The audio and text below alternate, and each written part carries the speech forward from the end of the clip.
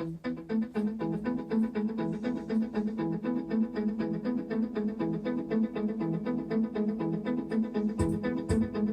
think if you looked at skylines of a lot of cities around the world, there's a few cities you'd recognize because of some of their buildings, and I think this building plays that part here. The Transamerica building has 48 stories and a very broad array of tenants that have different needs. So we're constantly looking at ways to make the building operate better, to keep our tenants happy, and to attract new tenants. So it behooves management to run the building as efficient as possible. You want to have a personable level with your PG&E rep to achieve energy efficient projects. And basically I can help them focus in on the ones that are going to make the best impact, from an energy efficiency standpoint and a financial standpoint. With their help, we were able to get some free analysis of Free what energy savings there would be, and say, well, it's going to cost X amount, but it's going to save us Y amount. For example, the Pyramid Center was one of the first buildings in the downtown San Francisco that installed a large cogeneration system. PG&E was going to give us $600,000 for producing our own energy.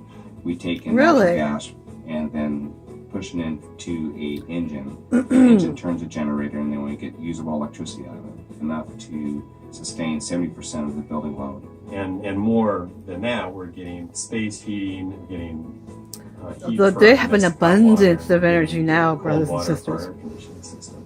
The cost avoidance was approximately $700,000 on that first year.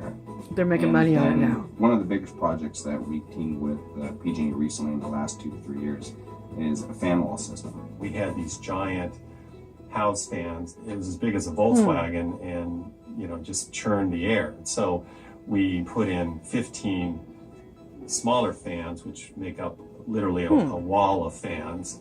That pushes the same amount of air Cool. that the other older supply fans did with less horsepower. We have redundancy, so if one of the motors burns out, it's not a problem. We have greater efficiency.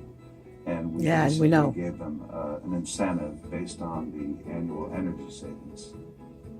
For a commercial office building, the lighting is about 30 to 40% of the overall energy budget. And if you can convert a 25-watt fluorescent tube to a 13-watt LED lamp, that can dramatically impact the bottom line.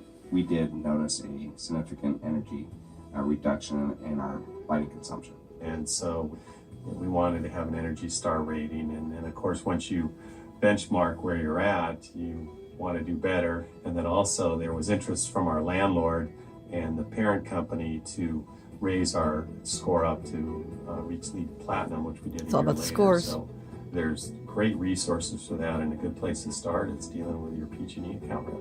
Energy efficiency is a win-win for everybody, for the building managers, for the environment. And tenants are actually seeking out energy efficient buildings. I think it's prudent upon us to be good stewards of the resources of our ownerships that give us, and good stewards of environmental conservation. It's keeping a pulse to the new technologies coming out. So I think this is going to be Yeah. a long relationship where we're going to continue to evolve and become a more efficient building. It's also sort of a challenge to the future. What can we do to make it better?